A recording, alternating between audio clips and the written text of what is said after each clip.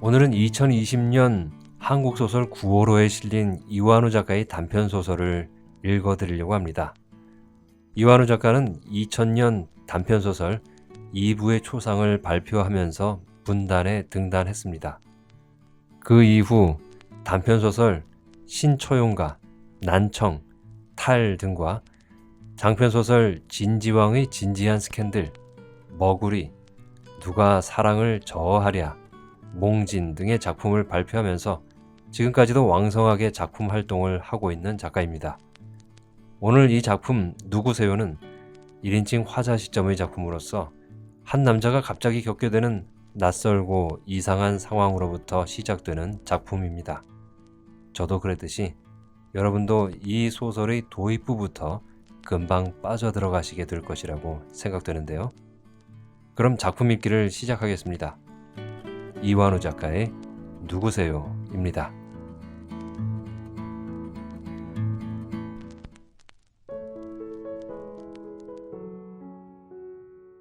누구세요? 이완우. 나는 그를 본다. 아무 표정 없이 그냥 그를 본다. 그도 나를 본다. 나를 보는 그도 아무 표정이 없다. 퀭한 눈으로 그냥 그가 나를 본다. 그는 말없이 침대 위에 걸터 앉아 있다. 언제 일어났는지 그는 말끔하게 면도를 하고 머리까지 감아 손질을 끝낸 상태다.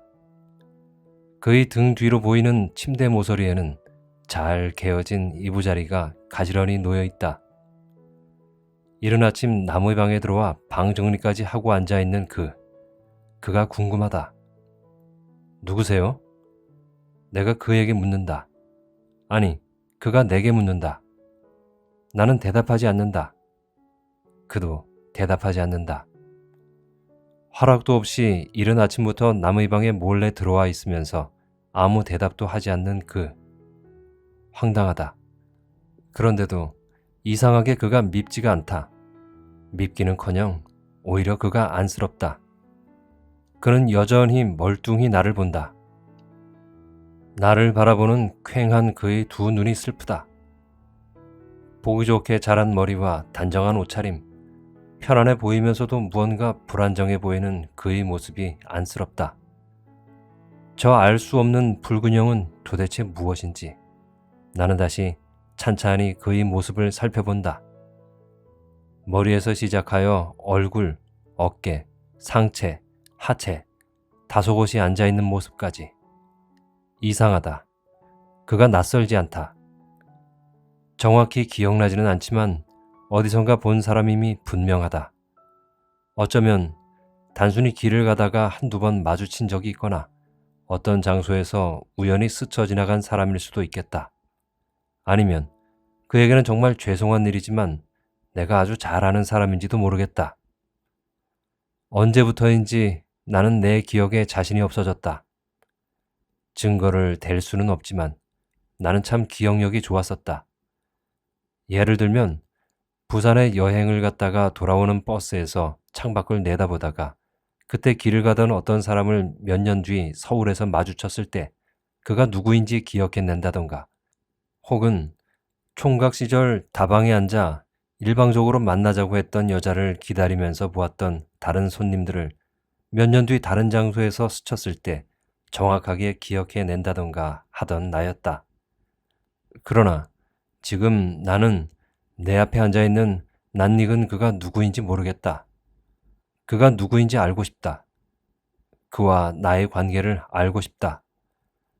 나는 왜 그가 안쓰러운지, 나는 왜 퀭한 그의 두 눈이 슬픈지, 편안하면서도 불안정해 보이는 그의 모습이 왜 나는 낯설지 않은지. 나는 다시 그를 본다. 그도 다시 나를 본다. 나는 그를 보고 아른 체한다. 그도 나를 보고 아른 체한다. 내가 웃으면 따라 웃고, 내가 화난 표정을 지으면 따라 화난 표정을 짓는 미워할 수 없는 그는 늙었고 나는 젊었다. 나는 그를 향해 들고 있던 것을 힘껏 집어던졌다. 그것이 무엇인지는 나도 모르겠다. 아마 지금 이 순간 내가 구할 수 있는 가장 강력한 어떤 것일 터다. 만약 이것을 얼굴에 정통으로 맞는다면 그는 살아남기 어려울 것이다. 거울이 박살났다. 그와 함께 그의 얼굴이 사라졌다. 아니다. 그는 끈질기다. 깨진 거울 사이로 그의 얼굴이 조각조각 남았다. 나는 다시 손에 잡히는 것을 하나 더 집어던졌다. 쨍그랑 소리와 함께 남았던 그의 얼굴이 마저 사라졌다. 그는 사라졌지만 그래도 분이 풀리지 않는다. 세상에는 믿을 수 없는 일이 수도 없이 일어난다지만 이런 일이 내게 일어날 줄은 정말 몰랐다. 믿을 수 없지만 지난밤 잠들었다가 아침에 일어나 보니 나는 나조차 알아보지 못할 만큼 노인이 되어 있었다. 지난밤 나는 피곤해서 조금 일찍 잠자리에 들었을 뿐 여느 때와 다름없이 잠들었고 여느 때와 다름없이 아침을 맞이했다. 잠들었던 밤 사이 내가 기억할 만한 어떤 일이 있었던 것도 아니다. 어제 낮에도 특별히 기억될 만한 일은 없었다. 본사에서 부장으로 근무하고 있는 나는 실적이 부진한 지방의 공장에 임시로 책임을 맡아 내려가 있었는데 업무 논의를 위해 어제 아침 1박 2일 일정으로 본사로 출근하여 온종일 업무를 처리했고 본사에 올 때마다 늘 이용하던 모텔에 짐과 차를 두고 다시 나가 본사 직원들과 저녁을 먹으며 간단히 소주를 몇 잔하고 일찍 헤어져 숙소로 돌아왔다. 아침에도 마찬가지다. 본사로 출근하기 위해 아침 일찍 일어난 나는 습관처럼 이부자리를 잘 정리하여 침대 모서리에 가지런히 놓았고 다음에는 면도를 한 후 샤워를 했으며 출근 준비를 했다. 그뿐이다. 특별히 기억나는 일이 없다. 이제 나는 어떻게 해야 하나? 당장 본사로 출근을 해야 하는데 이런 모습으로 동료들 앞에 나타날 수는 없는 일이다. 침대 위에 걸터 앉아 곰곰 생각해봐도 뾰족한 방법이 떠오르지 않는다. 아직 인정할 수는 없지만 앞으로 회사에는 계속 다닐 수 있는지, 이제 겨우 40대 초반 나이에 얼핏 보아도 70 가까운 노인이 되어버린 나를 동료들에게는 또 어떻게 설명해야 할까? 상무님이나 사장님은 이런 나를 이해해 주실까? 나는 일단 회사로 가기로 했다. 회사 근처에 가서 상무님을 따로 만나 앞뒤 사정을 말한 뒤 선처를 호소해 봐야겠다. 마음이야 말할 수 없이 급했지만 나는 모텔 주인에게 하룻밤새 늙어버린 모습을 들키지 않고 안전하게 모텔을 빠져나갈 방법부터 궁리했다. 한참을 궁리한 끝에 드디어 나가는 방법을 결정했다. 내가 머물고 있는 곳은 2층이었다. 최대한 발소리가 나지 않도록 조심해서 계단을 내려간 다음 1층 로비 앞을 지날 때는 마치 다른 무엇인가를 하는 척 고개를 돌려 주인의 얼굴을 마주치지 않은 채 재빨리 빠져나갈 요량이었다.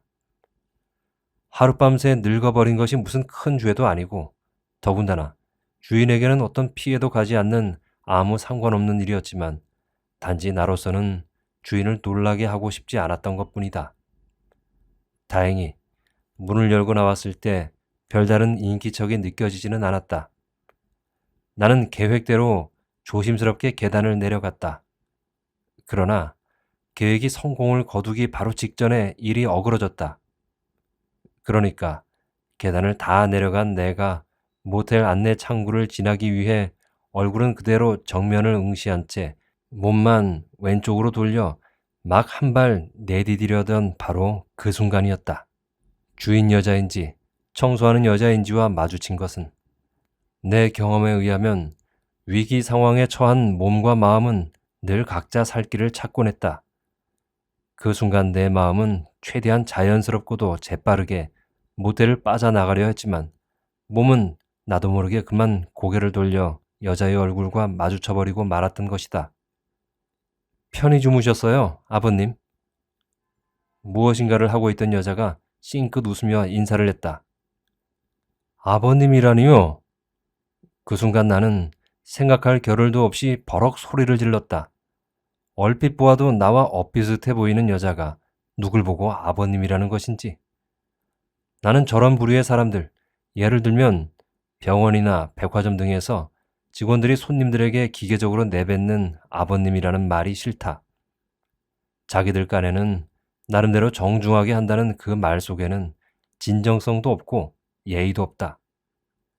아직 내가 아버님이라는 호칭을 들을 나이는 아닌 것이다. 게다가 싱긋 웃으며 말하는 여자의 태도도 꼭 하룻밤새에 내가 늙어버린 것을 눈치채고 비아냥거리는 것만 같아 기분이 상했다. 나는 더 머뭇거리지 않고 얼른 밖으로 나와버렸다. 그러나 밖으로 나온 나는 또다시 당황했다.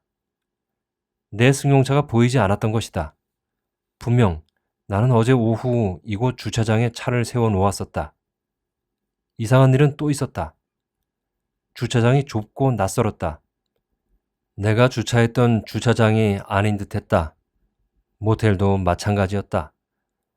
어제 내가 들어온 모텔은 3층으로 된 비교적 규모가 큰 건물이었는데 지금 내 눈앞에 있는 모텔은 2층짜리로 마치 단독주택처럼 작은 규모의 건물이었다. 도대체 어떻게 된 일인지, 지금 무슨 일이 일어나고 있는 것인지 도무지 정신을 가다듬을 수가 없다. 이럴 때 나는 무엇을 해야 하는지, 어떻게 해야 하는지 문득 온몸에 전율이 돋는다. 두렵다. 나는 지금 본사 건물 앞에 와 있다. 쉽게 사람들이 알아볼 수 없도록 모자를 눌러 쓰고 있지만 그래도 혹시 누군가 나를 알아볼까 여간 신경이 쓰이는 게 아니다. 본사에는 나를 알아볼 만한 사람들이 많다. 오랫동안 내가 본사 근무를 했고 지방 공장으로 파견 나간 뒤에도 자주 출장을 왔기 때문이다. 나는 도착하자마자 상무님께 전화를 걸기 위해 여기저기 둘러보지만 공중전화 부스가 눈에 띄지 않는다. 얼마 전까지만 해도 본사 정문 옆에 공중전화 부스가 있었는데 말이다. 나는 다른 곳을 찾아보기 위해 회사 주변을 어슬렁거리다가 이상하게 회사 주변이 낯설다는 것을 느꼈다. 맞다. 두어 번 왔다 갔다 해보지만 분명 회사 주변이 달라져 있다. 사라진 공중전화뿐이 아니다. 건물들도 처음 보는 것처럼 낯설다. 나는 애써 정신을 가다듬어 본다. 이제 내가 할 수 있는 일은 세 가지 중 하나다. 다른 공중전화를 찾아 나서든가 아니면 가까운 상점에 들어가 전화기를 빌려 전화를 하든가 그도 아니면 회사로 찾아가 경비실에서 전화를 걸든가. 나는 첫 번째와 두 번째 방법을 결합하기로 했다. 공중전화를 찾아 돌아다니다가 그보다 먼저 마땅해 보이는 상점이 있으면 들어가 전화를 빌리기로. 그러다가 나는 문득 상무님 방 전화번호가 기억나지 않는다는 사실을 깨달았다. 곰곰 생각해도 상무님 방 전화번호가 떠오르지 않는다. 나는 주머니를 뒤지기 시작했다. 전화번호를 적은 회사 비상 연락망이 지갑에 끼워져 있을 것이다. 그런데 이번에는 지갑이 없다. 모텔에서 이곳으로 오는 동안 어디에 흘렸는지도 모르겠다. 모든 것이 엉망이다. 하는 수 없다. 어쩔 수 없이 세 번째 방법을 쓰는 수밖에. 정말 나는 운이 좋았다. 회사 정문 현관에서 눈치를 살피다가 모르는 경비원이 근무하는 시간에 달려가 부탁해 볼 생각이었는데 내가 회사 현관문에 들어섰을 때 마침 모르는 경비원이 근무를 서고 있었던 것이다. 상무님께 전화 좀 연결해 주시오. 나는 재빨리 경비원에게 달려갔다. 아는 사람들에게 들키지 않으려면 최대한 일을 빨리 끝내야 한다. 미리 약속을 잡으셨습니까? 경비원이 내 몰골을 훑어보았다. 아니요, 그냥 전화만 연결해 주시오. 나는 슬그머니 고개를 돌렸다. 상무님과 어떤 관계이십니까? 갑자기 말문이 막혔다. 상무님과 나는 어떤 관계라 말해야 할지. 지금은 상사와 부하 관계이지만 어쩌면 며칠 새 우리는 원수지간이 될지도 모른다. 원수지간이 될지도 모르는 관계입니다. 머릿속에 있는 것이 통제를 거치지 않고 저 스스로 입을 거쳐 밖으로 나갔다.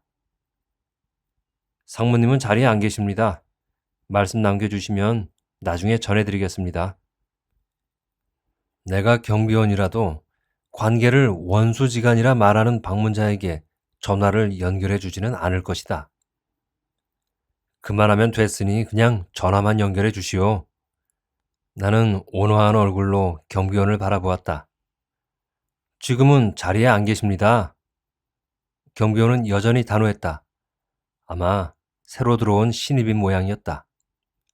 그래서 철저히 규칙대로 근무를 서는 것이고, 거기다 또 본사 부장 겸 지방 공장 공장장인 나조차 몰라보는 것일 터다. 근무 태도가 아주 좋아요.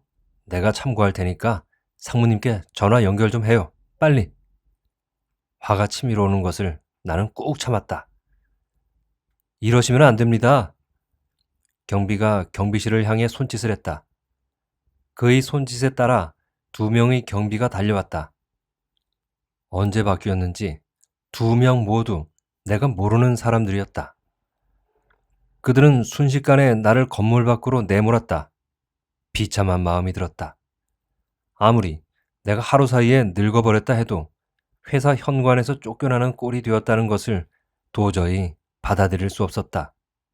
하필 나를 아는 경비원이 한 명도 근무하지 않는 시간일 게 무엇이었는지, 사원증은 또 어디로 갔는지, 본사 부장 겸 공장장인 사원증을 보여주어 경비들의 코를 납작하게 만들고 상사를 알아보지 못한 죄를 큰 소리로 꾸짖고 싶었지만 늘 가지고 다니던 사원증마저 어디론가 사라지고 없었다.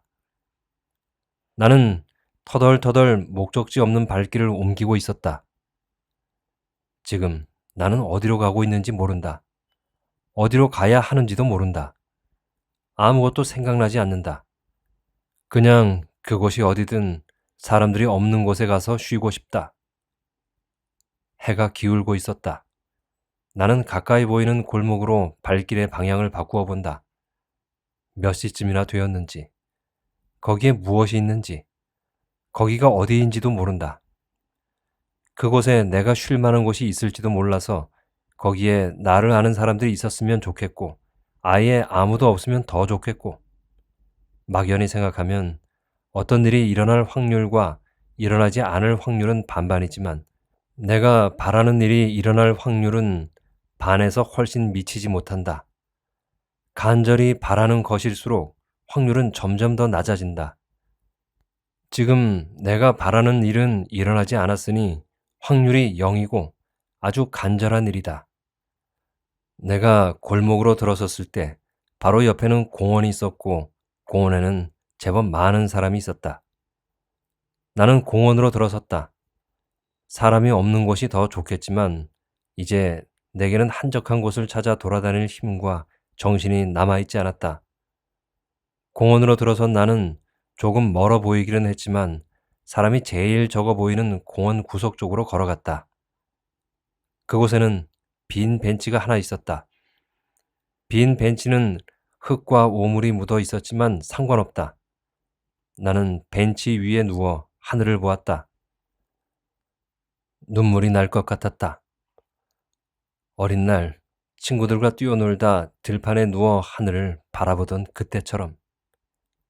하늘을 바라보면 그때는 왜 그리 어지럽던지, 어지러움이 끝날 때쯤이면 왜 그리 눈물이 나던지, 지금도 저놈의 하늘은 왜 이리 어지러운 것인지, 왜 눈물이 나려는 것인지, 나도 오래도록 하늘을 바라보며 다시는 돌아갈 수 없는 잃어버린 것들에 대하여 생각하다 더 이상 참을 수 없을 것 같아서 눈을 감고 말았다. 그만 일어나십시오. 누군가 나를 흔들어 깨웠다. 내 또래의 낯선 사내였다. 저녁 드시겠습니까? 날이 제법 어둑해지고 있었다. 그러고 보니 제법 시장기가 느껴졌다.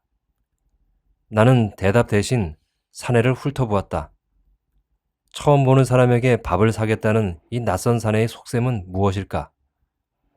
따라오십시오. 사내가 앞을 섰다. 그러나 나는 사내를 따라 나서지 않았다. 비록 이상한 몰골로 낯선 공원 벤치에 누워있기는 했지만 시장길을 해결하겠다고 처음 보는 사람을 따라 나설 만큼 내 자존심이 저급하지는 않다. 따라오십시오. 몇 걸음 걸어 나가던 사내가 뒤를 돌아보며 재촉했다. 됐다니까. 나는 흠칫 놀랐다. 내가 사내를 향해 소리를 지르고 있었다. 내가 왜 소리를 질렀는지는 나도 모르겠다. 그렇다고 내가 화가 나 있었던 것도 아니다. 원래 말이란 표정과 함께 사람의 심리 상태를 드러내주는 요소인데 말이다. 모르기는 해도 지금 내 표정은 마음과 달리 잔뜩 화가 나 있을 것이다. 지금 나는 단지 혼자 조용히 생각을 가다듬고 싶을 뿐이다. 아니면 잔뜩 긴장하고 있거나 화가 나 있는 것은 정말 아니다. 배고프지 않소? 나는 계속 사내에게 화를 내고 있었다. 괜찮습니다. 따라오십시오. 사내가 내 팔을 잡아 끌었다. 묵직한 사내의 완력이 느껴졌다. 알았소. 따라가겠소. 나는 갑자기 사내가 무서워져서 고분고분 사내 뒤를 따라갔다. 사내가 간 곳은 공원에서 그리 멀지 않은 곳이었다. 사내는 작은 식당으로 나를 데려갔다. 저녁 시간이 지나서인지 식당에는 주인과 종업원인 듯한 여자 2명만이 있을 뿐 손님은 아무도 없었다. 순댓국 2그릇 주세요. 익숙한 듯 사내는 옆에 있는 냉장고에서 물과 컵을 꺼내왔다. 내게 무얼 먹일 것인지 묻지도 않고 제멋대로 음식을 주문하는 사내가 못마땅했지만 그래도 다행히 내가 좋아하는 음식을 시키는 바람에 나는 화를 내지는 않았다. 음식 나왔습니다. 음식을 보자 잠시 사라졌던 시장기가 다시 돌았다. 그때까지 낯선 상황에 적응이 되지 않아 눈치를 보고 있던 나는 순식간에 순댓국을 먹어치웠다. 좋아 보이세요. 식당 안쪽 주방에서 날아온 여자의 말에 나는 퍼뜩 정신이 났다. 맞다. 지금 내가 여기서 무슨 짓을 하고 있는 것인가? 나는 대기업 부장이다. 빨리 상무님께 상황을 말씀드리고 대책을 마련해야 한다. 회사의 소문이 퍼지기 전에 서둘러야 한다. 마음이 조급해진 나는 자리에서 벌떡 일어섰다. 그러다가 슬그머니 화가 났다. 처음 오는 사람에게, 그것도 하루아침에 폭삭 늙어버려 엉망이 된 사람에게 좋아 보인다는 말은 도대체 무슨 말인가 말이다. 낯선 사내에게 이끌려 밥이나 얻어먹으러 왔다고 사람을 우습게 보는 것이 분명했다. 좋아 보인다니요? 나는 주방 쪽을 향해 소리를 질렀다. 아니, 나는... 주방 쪽에 있던 여자가 말을 얼버무렸다. 콧구멍만 한 식당이나 운영하는 주제에 사람을 뭐로 보고? 나는 극도로 화가 났다. 같이 갔던 사내가 말리지 않았다면 나는 아마 의자라도 집어 던지고 말았을 것이다. 사내는 내가 별것도 아닌 일로 화를 낸다고 생각할지도 모른다. 그러나 좋아 보이세요? 라는 말을 듣는 순간 나는 지금까지 느껴보지 못했던 견딜 수 없는 수치심과 모멸감을 느꼈다.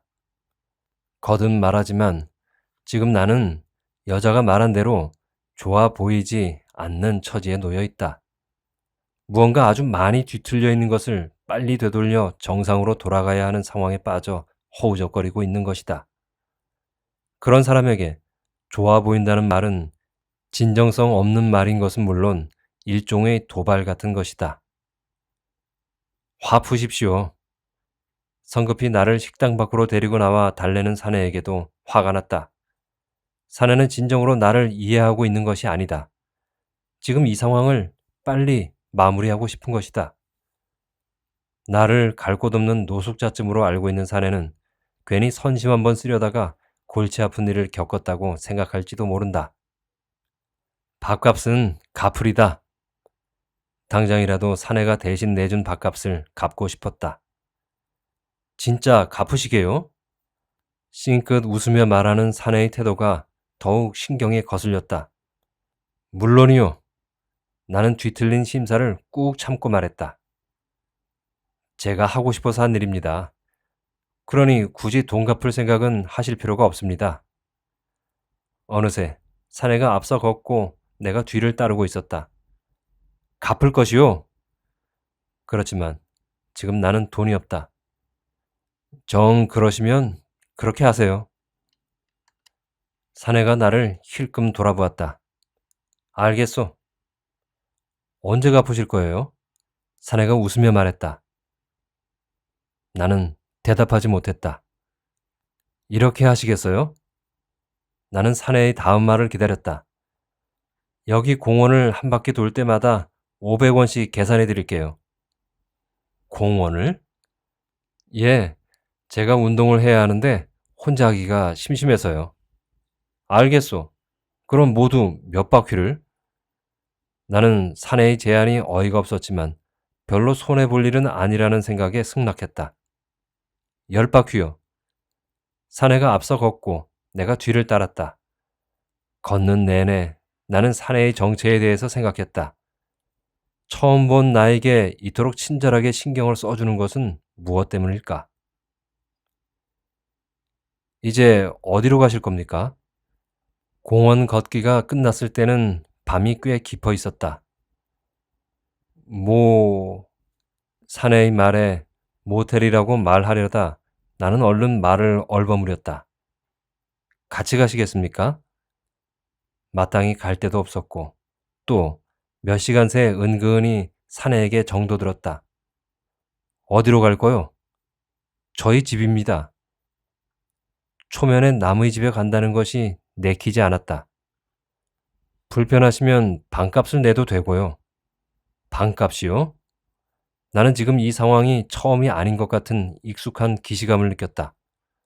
그러고 보니 이 낯선 산에도 어딘가 낯이 익은 것 같기도 했다. 언제였는지, 무엇 때문이었는지, 누구인지 도저히 기억이 나지는 않지만 하숙을 하셔도 되고요. 잠시 출장을 왔을 뿐이요. 그보다 가족은 어떻게 되시오? 궁금하십니까? 사내가 뜸을 들였다. 궁금하기는. 말은 그렇게 했지만 사내에게 관심이 생긴 것은 사실이었다. 아버지가 계십니다. 사내가 잠시 말을 멈추었다. 나는 숨을 참으며 사내의 다음 말을 기다렸다.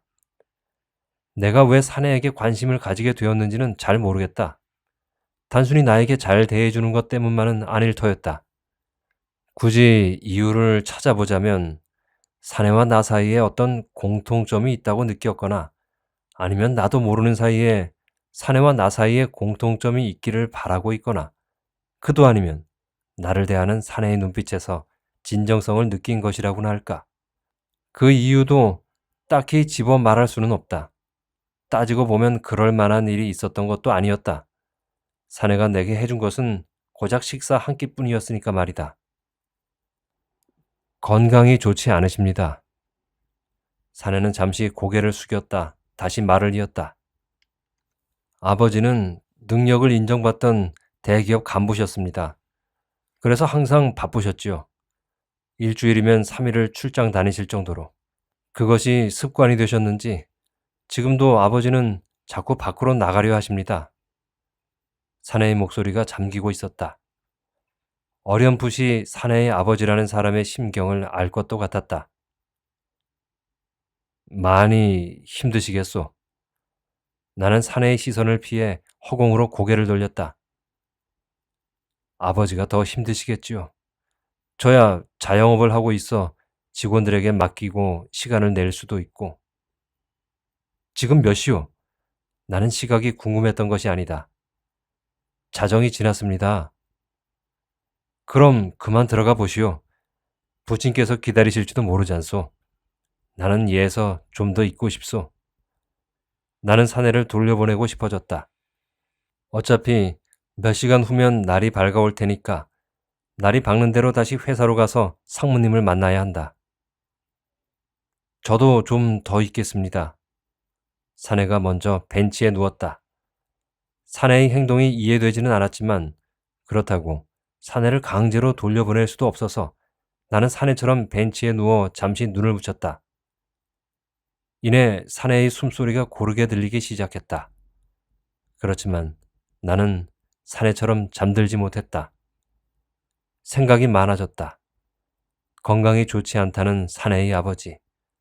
그런 아버지를 지켜보아야 하는 사내. 자꾸 사내에게 신경이 쓰이는 것은 무슨 까닭인지. 나는 사내가 잠에서 깨지 않도록 조심스럽게 자리에서 일어났다. 사내가 알지 못하는 곳으로 도망칠 생각이었다. 사내와 좀 더 같이 있다가는 아무래도 사내의 말대로 사내가 사는 집으로 따라가게 될 것만 같아서였다. 갈 곳이 정해져 있는 것은 아니었다.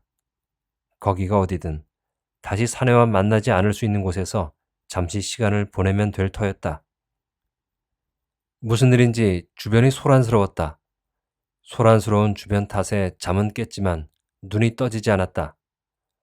몸을 일으킬 수도 없고 온몸이 쑤시고 머리도 아프다. 나는 눈을 감고 누운 채 주변에 신경을 곤두세웠다. 여전히 웅성거리는 사람들. 무슨 일이 일어나고 있는 것인지 알 수가 없다. 그만 일어나시오. 곧 사람들이 몰려올 거요. 누군가 나를 깨웠다. 그제야 나는 있는 힘을 다해 눈을 떴다. 낯선 남자가 나를 내려다보고 있었다. 이게 무슨 상황인지 주변을 두리번거려 보지만 쉽게 상황이 파악되지 않았다. 낡고 지저분한 옷을 입고 종이 박스를 깐 바닥에 누워있는 나.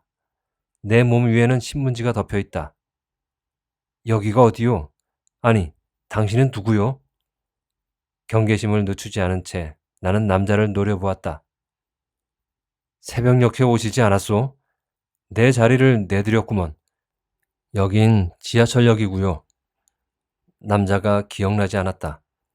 새벽녘에 왔다는 말도 자리를 내주었다는 말도. 내가 올 때 이 차림이었소? 내가 입고 있는 옷에서 썩는 냄새가 났다.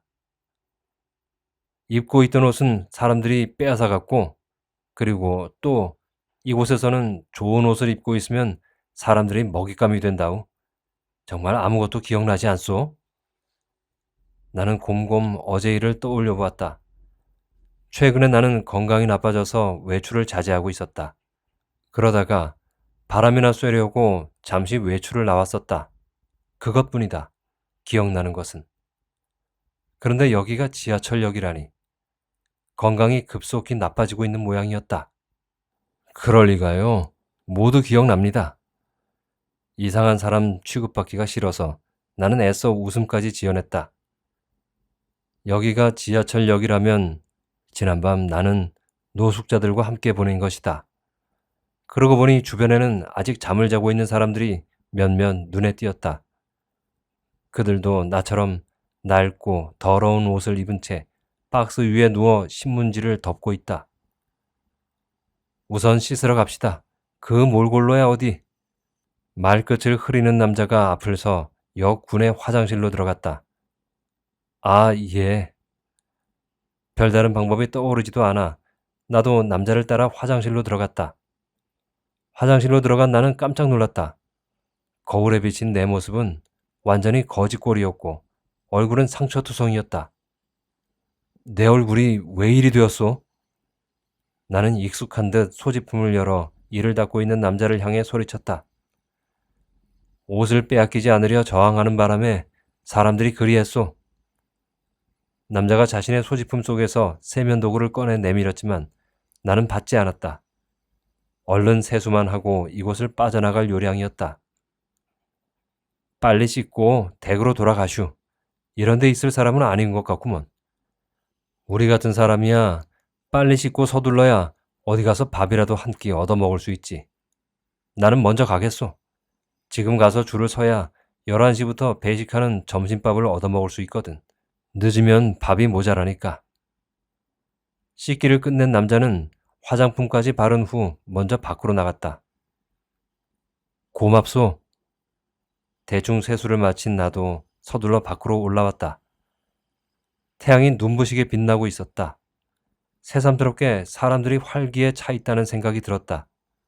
활기찬 거리, 활기찬 사람들, 부러웠다. 나도 그들 속으로 들어가 마음껏 활보하고 싶었다. 그러나 나는 이제 때가 되었음을 느끼고 있었다. 더 미룰 수 없을 만큼 내 상태는 심각해졌다.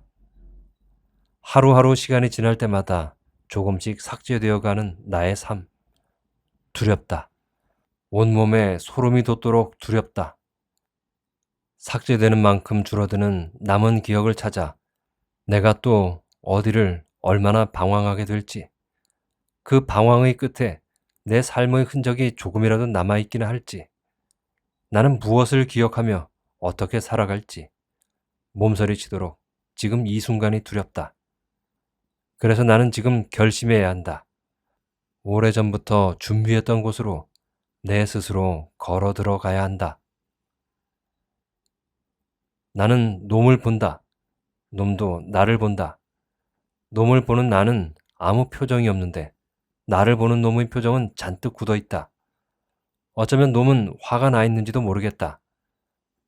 무엇이 놈을 그토록 화나게 했을까? 나는 늘 조바심을 한다. 나는 놈을 향해 미소를 지어 보인다. 입꼬리를 당겨서 위로 올라가게 하고 눈은 가늘게 떠서 최대한 자연스럽게 놈을 향해 미소를 지어야 한다. 그렇지만 지금 나는 웃고 싶지는 않다. 놈을 화나게 하면 안 되니까. 놈에게 잘 보여야 하니까. 놈은 나를 감시하는 중이니까. 놈에게 밉보이면 큰일 나니까. 하는 수 없이.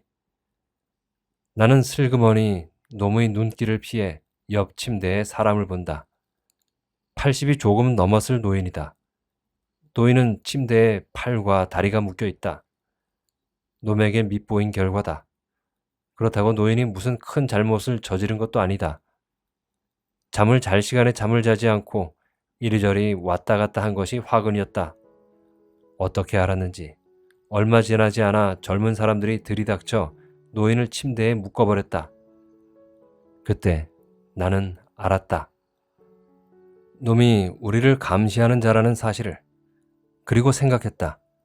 나는 결코 놈의 신경을 거스르지 않겠노라고. 아니, 놈에게 잘 보이겠노라고. 노인은 그 이후로 침대에 묶여 누운 채로 살아간다. 화장실 갈 때를 제외하고는 온종일, 심지어 밥을 먹을 때조차도 두 다리가 묶인 채로. 우리 방에는 모두 3명이 산다. 노인과 나와 그리고 놈.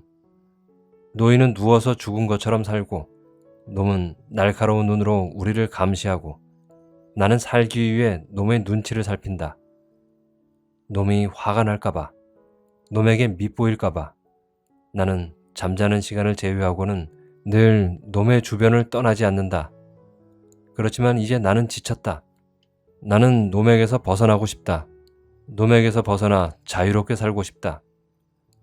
언제나 한치의 빈틈도 주지 않고 옴짝달싹도 못하게 곁에서 나를 감시하는 놈. 어딘가 낯이 익은 것만 같은 놈. 놈은 도대체 누구인지.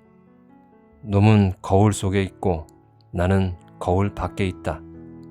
놈은 늙었고 나는 젊었다.